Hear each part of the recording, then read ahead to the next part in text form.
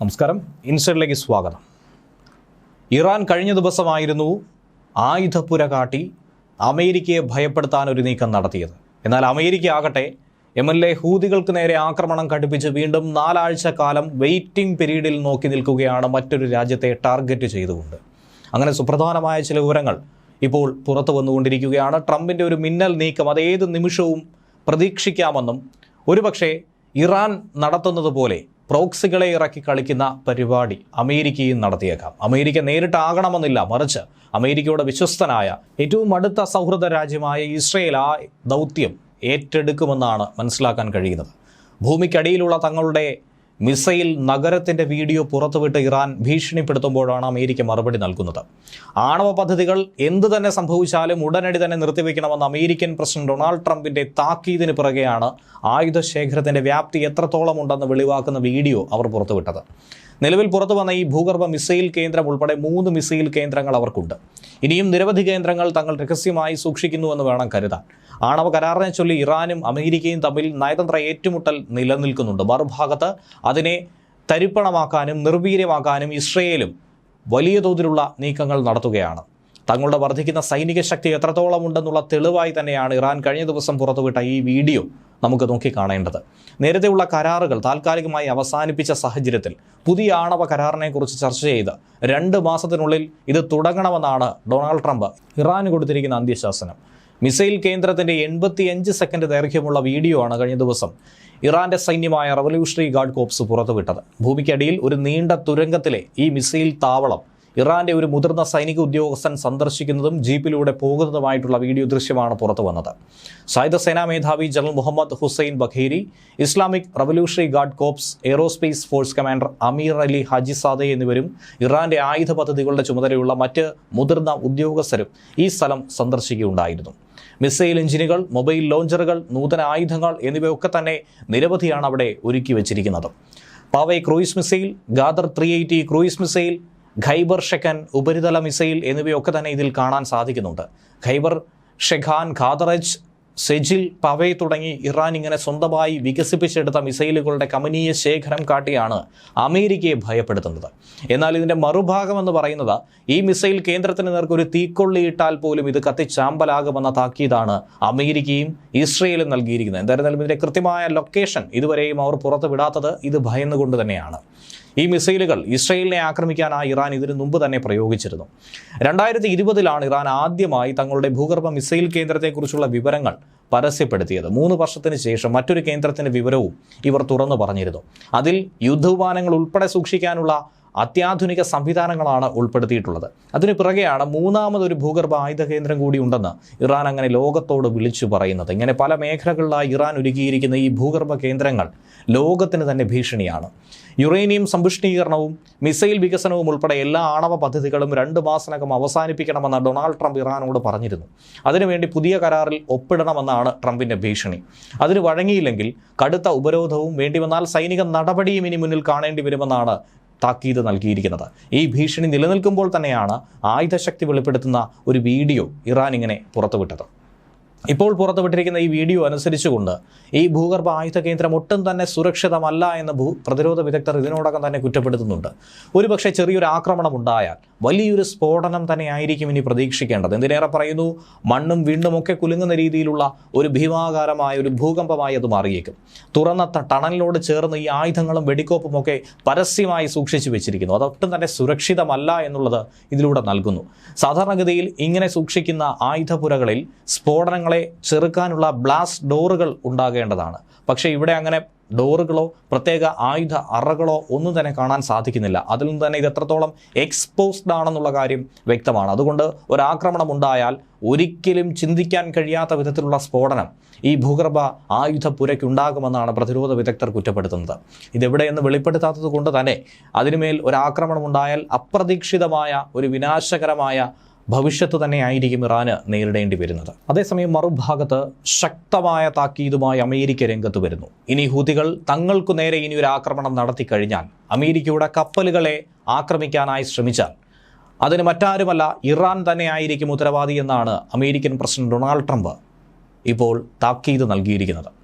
ട്രംപിൻ്റെ ഈ ആരോപണത്തോട് ഇറാൻ കടുത്ത നൈരാശ്യം തന്നെയാണ് പ്രകടിപ്പിക്കുന്നത്. ഇനി ഭാവിയിൽ ഹൂതി വിമതർ ഏതെങ്കിലും രീതിയിലുള്ള ആക്രമണം, അത് ചെങ്കടലിൽ കപ്പലിന് നേർക്കായിരുന്നാലും മനുഷ്യർക്ക് നേരെ ആയിരുന്നാലും അതിൻ്റെ ഉത്തരവാദിത്തം ഇറാന് മാത്രമായിരിക്കുമെന്നാണ് കഴിഞ്ഞ ദിവസത്തെ അദ്ദേഹത്തിൻ്റെ പ്രഖ്യാപനം.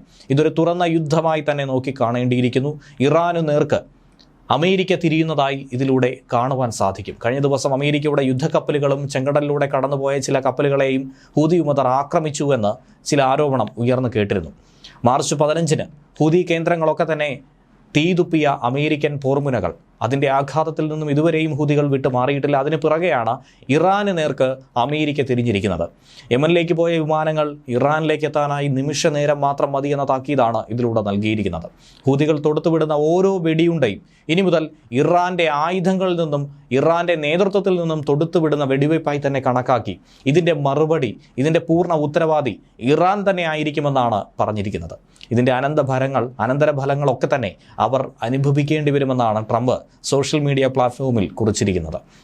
കഴിഞ്ഞ കുറച്ചധികം മാസങ്ങളായി ഇത്തരത്തിലുള്ള അസ്വസ്ഥമായ സാഹചര്യമാണ് ചെങ്കടലിൽ നേരിടേണ്ടി വരുന്നത്.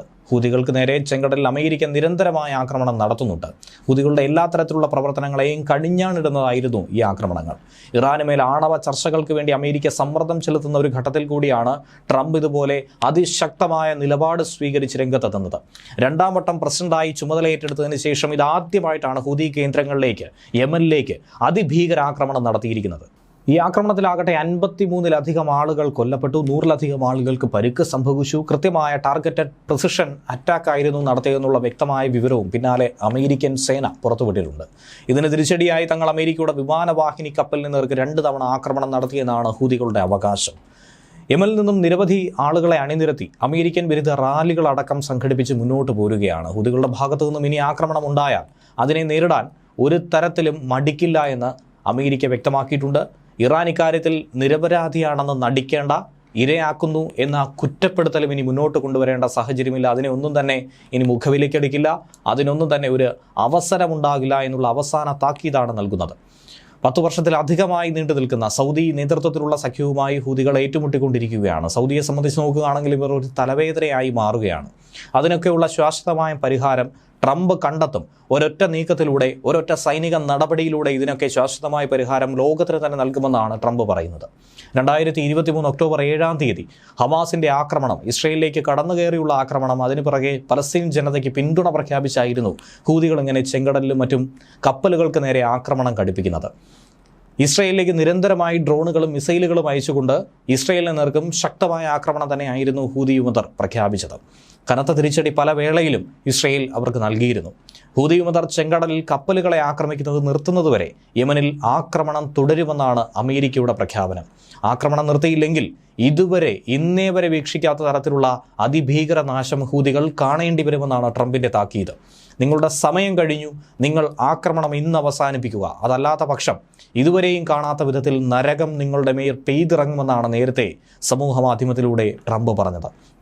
അങ്ങനെ യമനിലെ നഗരങ്ങൾ നരകമാക്കി മാറ്റാനുള്ള ഒരു വലിയ താക്കീതാണ് സേനയ്ക്കിപ്പോൾ ട്രംപ് നൽകിയിരിക്കുന്നത്. എന്നാൽ ഹൂതികൾ കഴിഞ്ഞ ദിവസവും ഇസ്രയേലിൻ്റെ കപ്പലുകളെ ആക്രമിക്കുമെന്ന് പ്രഖ്യാപനം നടത്തിയിരുന്നു. ഗാസയിലേക്ക് അവശ്യ വസ്തുക്കൾ കടത്തിവിടുന്നത് തടഞ്ഞ നടപടിക്കെതിരെയായിരുന്നു ഈ നീക്കം.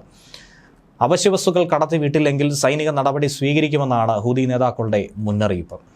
അതേസമയം ബന്ദികളെ മോചിപ്പിക്കാൻ ഹമാസ് തയ്യാറായില്ലെങ്കിൽ ഗാസയുടെ ഒരു ഭാഗം തന്നെ പിടിച്ചെടുക്കുന്നതിൽ ഒരു മടിയും കാണിക്കില്ല എന്നാണ് ഇസ്രായേൽ പ്രധാനമന്ത്രി ബെഞ്ചമിൻ നെതന്യാഹുവിൻ്റെ ഭീഷണി.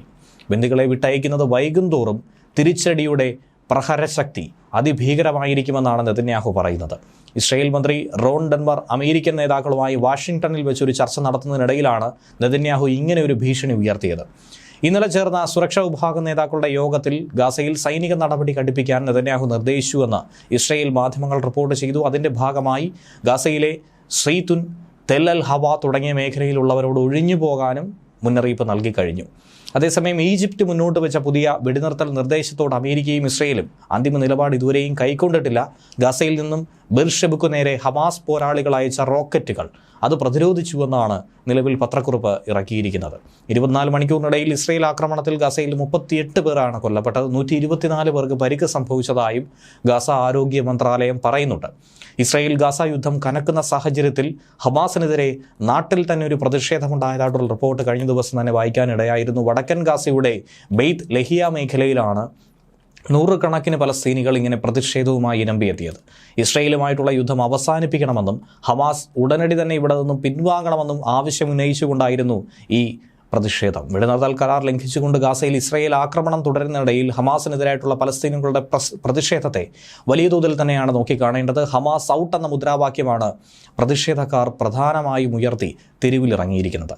ഹമാസ് അനുകൂലികൾ ഭീകരരാണെന്നും യുദ്ധം അവസാനിപ്പിക്കണമെന്നും ആഹ്വാനം ചെയ്തുകൊണ്ടാണ് അവർ രംഗത്ത് വരുന്നത്. ന്യൂസ് ഡെസ്ക് മലയാളി വാർത്ത ഇൻസൈഡ്.